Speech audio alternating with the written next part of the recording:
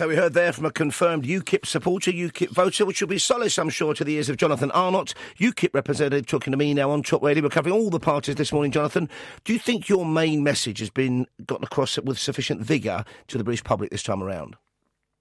I think it's always difficult in a snap election campaign for a party that doesn't have the economic clout, shall we say, of the Conservatives and Labour. So it's always going to be an uphill struggle to do this kind of thing at very short notice in a way that the big party machines can. But I think we've done a very good job in what has always been difficult circumstances for us.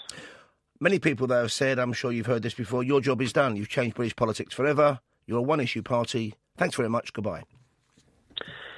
I always find this difficult because the people who I speak to who are UKIP voters, quite often they're not people who voted UKIP in the past solely or even mainly on the European Union issue.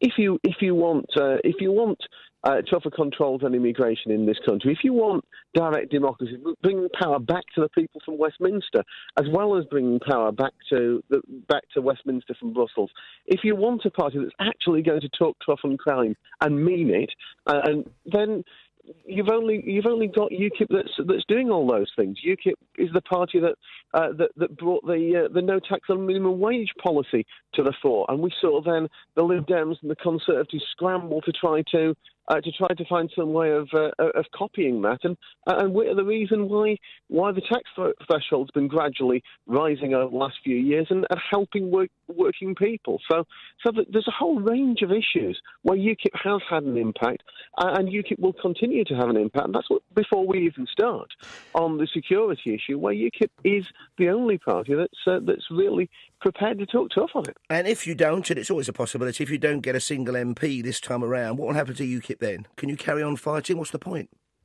Well, I think the last time to talk about the possibility of not getting a single MP is a day before an election, when actually in a number of our target constituencies things are going incredibly well. So you must have considered the possibility. I wouldn't. Oh, I mean, you always daydream about wild possibilities, about the possibility of getting nothing or the possibility of sweeping to power. Prime Minister Nuttall, have you dreamt of that? Say it again. Have you dreamt of Prime Minister Nuttall then?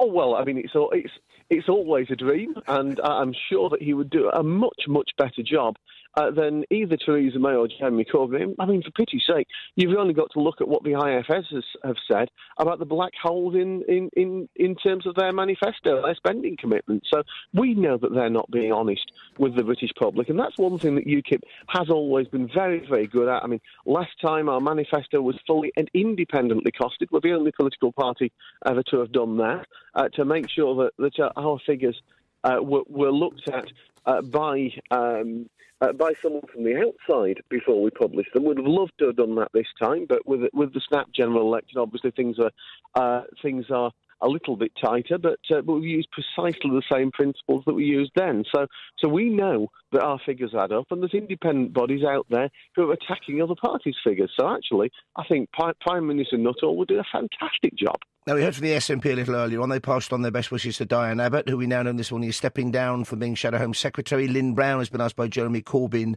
to replace her as Shadow Home Secretary until after the election tomorrow, when things may, of course, change. Have you got thoughts on that for us this morning, Jonathan? Well, I think Diana Abbott has done one car crash interview after another.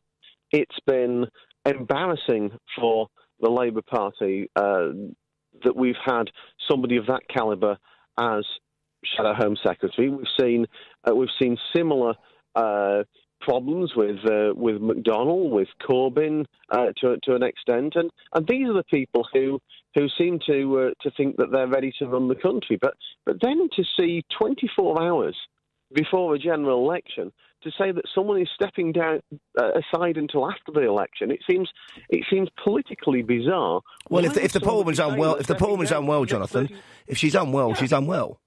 Of course, but the difference is, if somebody else if anyone's unwell and has to step aside for 48 hours, you don't issue a press release to the media saying so. You just quietly have someone else fill in for you. You don't make a big deal every time someone's off ill. Thank you very much indeed. We've got to leave it there, Jonathan, but thank you very much indeed for your time.